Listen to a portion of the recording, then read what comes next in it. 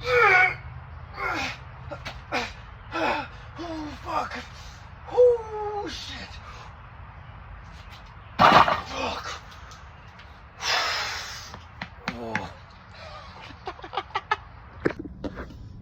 What's up, y'all? So you just watched me press 150 for a set of 5. Like a set of 4, solid set of 4, and then 1 standing bench press with a fucking step in it. That was pretty crazy.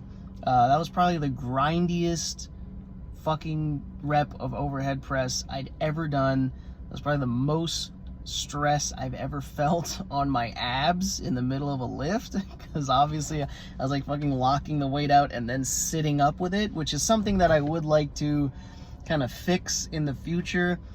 That's just something I'm gonna have to focus on as I'm building my strength in easier sessions, just kind of focusing on my technique of really, you know, kind of coming through with the head and locking out more at the same time, as opposed to being leaned out when I lock out and leaned back when I lock out and then kind of sitting up with it a bit.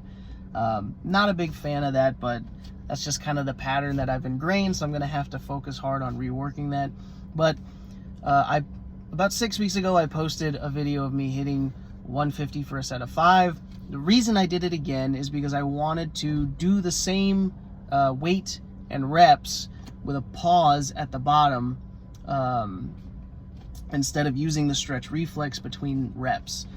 I was watching a Sam Sheether video, and he was talking about how people will hit these big rep PRs on overhead presses, and they'll be using that stretch reflex at the bottom, and then when they go to see their improvements in their 1 rep max, it really didn't have a huge impact, because you're pretty much not doing the same movement as your regular single rep of overhead press. You're not training that bottom position in the same exact way as you would if you were just doing a single rep.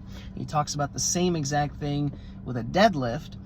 So I've recently changed my deadlift technique when I'm doing reps, whereas before I would lower, and even though I would stop on the ground, I would stay really tensed.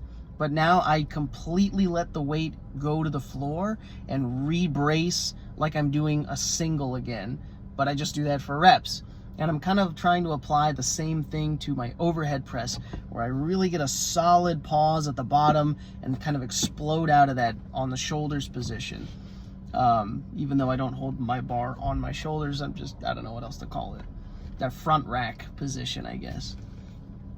So that's pretty much the rationale behind that. I'm probably going to try to hit this set of 150 for 5 again in the future, just because that last rep was so fucking ugly, dude. But damn, I wanted that 5th fucking rep, and I didn't give a shit what the fuck I needed to do to get it.